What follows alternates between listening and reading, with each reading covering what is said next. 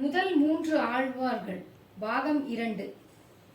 இந்த 3 ஆழ்வார்களும் சமகாலத்தை சார்ந்தவர்கள். இவர்களின் அதிசயமான ஒற்றுமை என்னவென்றால், இவர்கள் மூவரும் ஐப்பசி மாதம் அடுத்தடுத்த நட்சத்திரங்களான திருவோணம், அவிட்டம், சதயம் என அவதரித்தவர்கள். இவர்கள் மூவருமே கர்ப்பவாசம் இல்லாமல் அயோனிஜ ரூபமாக அவதரித்தவர்கள். இவர்கள் மூவரும் ஒருவரை ஒருவர் அறியாமல் தனித்தனியாக தொண்டு செய்து வந்தனர். இவர்கள் மூவரின் சந்திப்பு மிகவும் சுவாரஸ்யமான வரலாற்று சிறப்புமிக்க நிகழ்ச்சியாக அமைந்துள்ளதை காண்போம். மூவருள் ஒருவர்.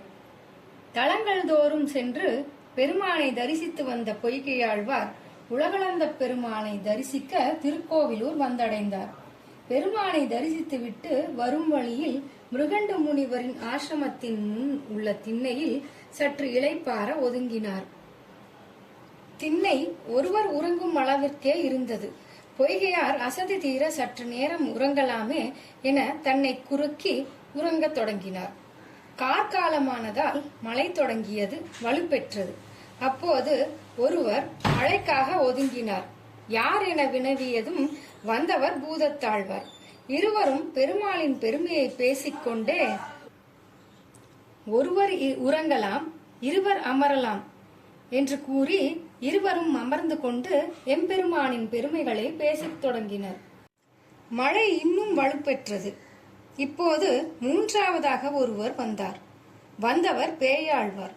மூவரும் ஒருவரை ஒருவர் அறிமுகப்படுத்திக் கொண்டு, ஒருவர் படுக்கலாம், இருவர் அமரலாம், மூவர் நிற்கலாம் என கூறி மூவரும் அந்த காரிருளில் அந்த சிறிய இடத்தில் நின்று கொண்டே எம்பெருமானின் பெருமைகளை பேசத் துவங்கினர்.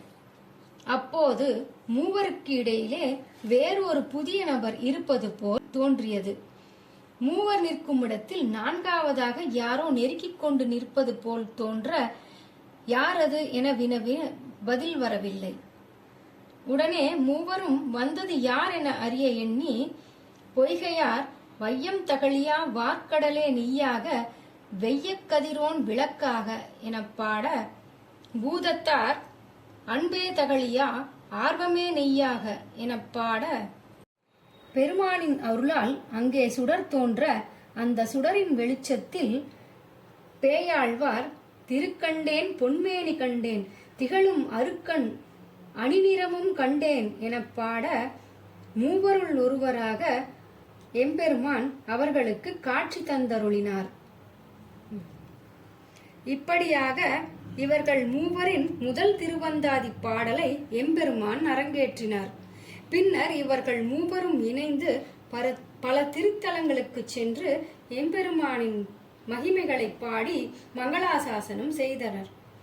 இவர்களை பின்பற்றி நாமும் அரங்கனின் பக்தியில் திளைத்து அவரின் அருளை பெறுவோமாக. ஓம் நமோ நாராயணாய.